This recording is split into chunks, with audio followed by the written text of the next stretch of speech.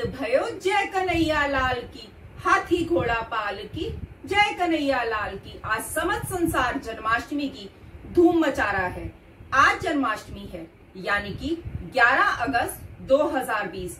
आज हम चर्चा करेंगे जन्माष्टमी का त्योहार क्यों मनाया जाता है, या जन्माष्टमी का आजकल जो असमंजस में है कुछ लोग कि 11 अगस्त को मनाएं या 12 अगस्त को मनाएं, उस पर चर्चा करेंगे।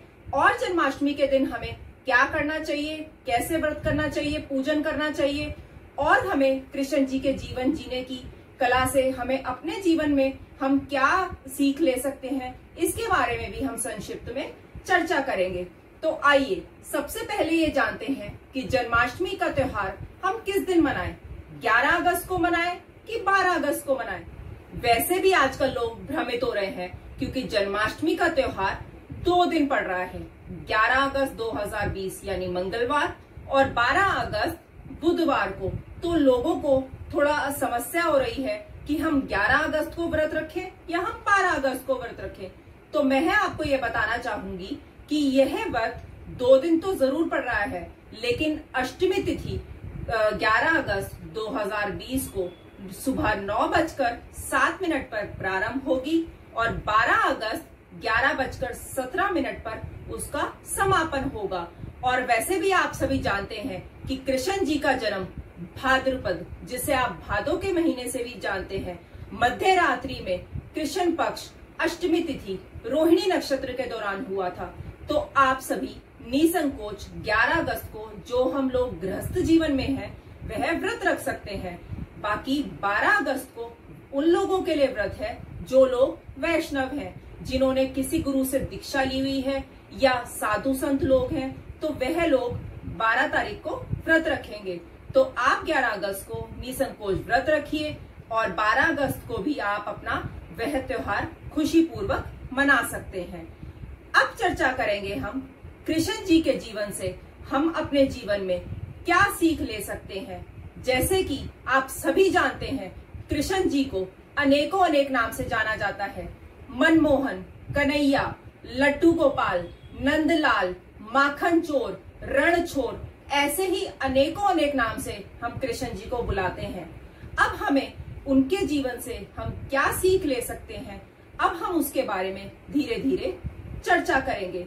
आप सभी को यह तो जानते ही हैं कि केवल कृष्ण भगवान ही, जिनका जन्म द्वापर युग के दौरान हुआ था, वह युग पुरुष कहलाए थे।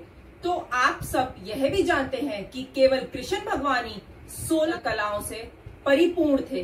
तो अब हम चर्चा करेंगे कि उनकी एक एक अच्छाई को हम कैसे अपने जीवन में उतार सकते हैं। अब हम चर्चा करेंगे कि हम कृष्ण जी के जीवन से अपने जीवन में क्या सीख ला सकते हैं, या हम उनके जीवन से क्या सीख सकते हैं जिससे कि हम अपना जीवन साधारण या श्रेष्ठ बना सके।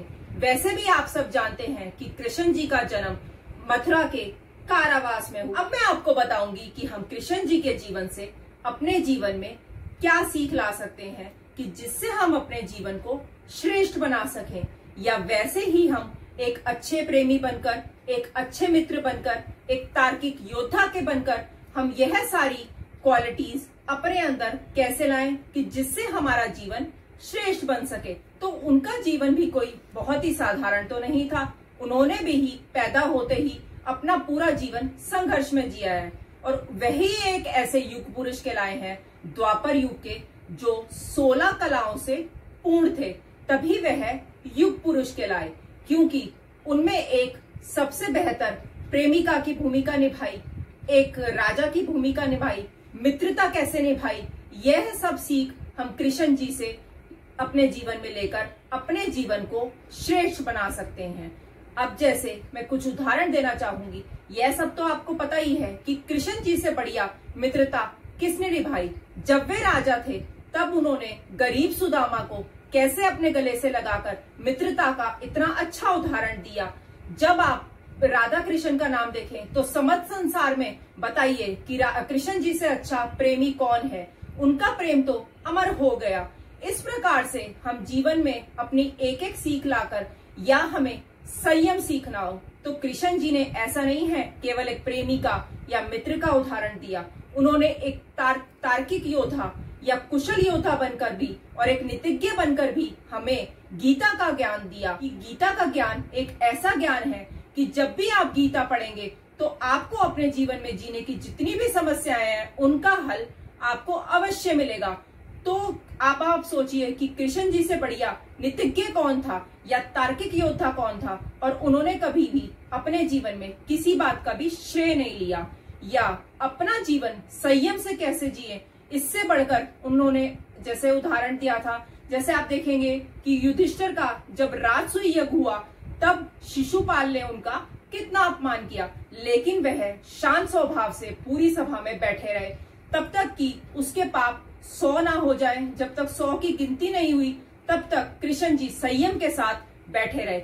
लेकिन देखिए, अति तो हर चीज की बुरी होती है, हम इंसान करें उसकी भी, और परमात्मा ने भी शिशुपाल को मौका दिया कि उसके 100 अपराध तो मैं माफ करूंगा, लेकिन उसके बाद अपने सुदर्शन चक्र चलाकर उसको उसकी अति का एक हमारी पूरी दुनिया में एक उदाहरण पेश किया कि अगर मनुष्य किसी भी चीज की अति करेगा, काम की, क्रोध की, प्रेम की, देखिए अति हर चीज की बुरी होती है, तो अगर आप अति करोगे तो वह भी आपके जीवन को श्रेष्ठ या कुछ भी और तरीके की प्रॉब्लम्स आपके जीवन में ला सकती है। तो इस प्रकार आप देखेंगे कृष्ण जी से हम अपने जीवन के हर पड़ाव पर कैसे न कैसे शिक्षा लेकर हम अपने जीवन को बहुत ही सरल तरीके से जी सकते हैं। तो आप जन्माष्टमी का त्योहार खुशी पूर्वक, उत्साह पूर्वक मनाइए। धनिये का प्रसाद बनाइए, नारियल की बर्फी बनाइए, माखन मिश्री का भोग लगाइए और कृष्ण जी के जीवन से